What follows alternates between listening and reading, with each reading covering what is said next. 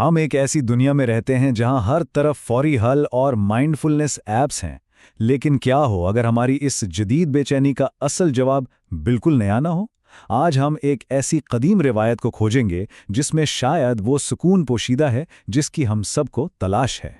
ذرا سوچئے، کیا ایسا ہو سکتا ہے کہ آج کی بے چینی کا علاج کسی نئی ایپ میں نہیں بلکہ 1400 سال پرانی حکمت میں چھپا ہو؟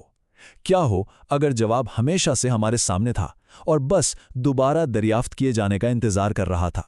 اکثر سننے میں آتا ہے کہ مائنڈفلنس ہی سب کا حل ہے، اور ہاں، کچھ دیر کے لیے تو لگتا بھی ہے کہ یہ کام کر رہا ہے، لیکن بہت سے لوگوں کے لیے یہ سکون بہت عارضی ہوتا ہے اور بے چینی جلد ہی لوٹ آتی ہے۔ تو ہوتا کیا ہے؟ ہم اپنی سانس پر دھیان دیتے ہیں، ذہن کچھ دیر کے لیے پرسکون ہو جاتا ہے، لیکن پھر زندگی کی حقیقتیں تو واپس آئی جاتی ہیں نا۔ وہ سکون ایک گہرے مسئلے پر ایک عارضی پٹی کی طرح محسوس ہوتا ہے اور بے چینی لوٹ آتی ہے، کبھی کبھی تو پہلے سے بھی زیادہ شدت کے ساتھ۔ اور اصل مسئلہ ہی یہی ہے۔ دیکھیں، جدید مائنڈفلنس ہمیں یہ تو سکھاتی ہے کہ توجہ کیسے دینی ہے، لیکن یہ نہیں بتاتی کہ آخر توجہ دینی کیوں ہے۔ یہ ہمیں اپنے خیالات کا مشاہدہ کرنا تو سکھا دیتی ہے، لیکن انہیں سمجھنے کے لیے کوئی فریم ورک نہیں دیتی۔ ٹھیک ہے، اس سے شاید ہمارے اعصاب کو تھوڑا سکون مل جائے، لیکن ہماری روح کا کیا بنے گا؟ یہ ہمیں زندگی کے سب سے بڑے سوالات کے ساتھ بالکل اکیلا چھوڑ دیتی ہے۔ میرا مقصد کیا ہے؟ میں تکلیف کا سامنا کیسے کروں؟ اور میں کس کے سامنے جواب دہ ہوں؟ لیکن ایک اور راستہ بھی ہے، ایک ایسا جواب جو ایک بہت گہری روحانی روایت سے نکلتا ہے۔ تو آئیے بات کرتے ہیں مراقبہ کی، ایک ایسی مشق جو خاص طور پر معنی کے اسی خلا کو پر کرنے کے لیے بنائی گئی ہے۔ ایک منٹ کے لیے ان سارے نئے ٹرینڈز کو ذرا سائٹ پر رکھیں۔ اسلامی روایت میں مراقبہ موجود ہے۔ یہ صرف اپنے خیالات کو جاننا نہیں ہے، بلکہ اس بات سے آگاہ ہونا ہے کہ آپ کو دیکھا جا رہا ہے۔ اس لفظ کا مطلب ہے نگرانی۔ یہ گہرا شعور کہ ایک الہی موجودگی ہماری اندرونی زندگی کی گواہ ہے، اور اچانک ہم اکیلے نہیں رہتے، ہم بھٹک نہیں رہتے۔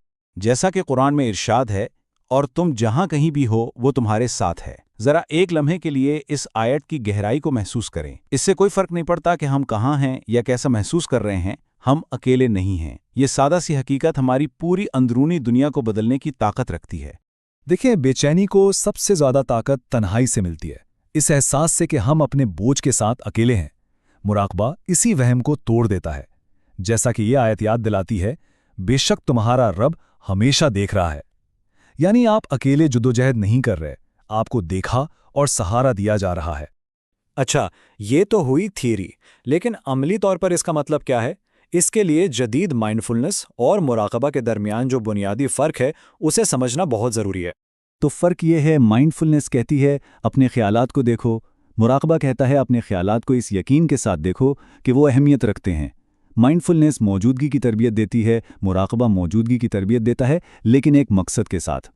اسلام میں قلب یا دل صرف گوشت کا ایک ٹکڑا نہیں، یہ ہمارا اخلاقی اور روحانی کمپس ہے۔ جیسا کہ پیغمبر اسلام صلی اللہ علیہ وسلم نے فرمایا کہ اگر یہ قلب ٹھیک ہو تو پورا وجود ٹھیک رہتا ہے۔ یعنی بے چینی صرف دماغ کا مسئلہ نہیں ہے، یہ اس بات کی علامت ہے کہ ہمارا اندرونی مرکز توجہ چاہتا ہے۔ تو سوال یہ ہے کہ مراقبہ یہ کام کرتا کیسے ہے؟ یہ ہمارے بکھرے ہوئے وجود کو دوبارہ جوڑتا کیسے ہے؟ اچھا، تو یہ 3 لیولز پر کام کرتا ہے۔ پہلا، علمی سطح پر، یہ ہماری توجہ مرکوز کرنے میں مدد کرتا ہے۔ دوسرا، جذباتی طور پر، یہ جان کر سکون کا احساس دیتا ہے کہ ہم اکیلے نہیں ہیں۔ اور تیسرا، روحانی سطح پر، یہ ہمیں ایک مقصد سے جوڑتا ہے۔ بے چینی ہمیں توڑ دیتی ہے، مراقبہ ہمیں دوبارہ جوڑتا ہے۔ اور ایک بات صاف سمجھ لینی چاہیے، یہ کوئی نیا ویلنس ٹرینڈ نہیں ہے۔ مراقبہ کسی لگژری ریٹریٹ میں نہیں بنا، اس سے صدیوں کی جنگ، غربت اور نقصان کی بھٹی میں تراشا گیا ہے۔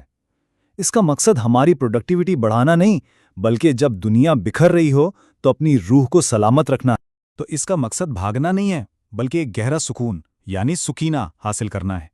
جیسا کہ قرآن میں ہے، اللہ کی یاد ہی سے دلوں کو سکون ملتا ہے۔ مراقبہ اسی یاد کو عملی جامہ پہنانے کا طریقہ ہے۔ یہ ہمیں اپنے خوف اور پریشانیوں کا سامنا کرنے کی اجازت دیتا ہے، تنہا نہیں بلکہ ایک مہربان موجودگی کی نگاہ۔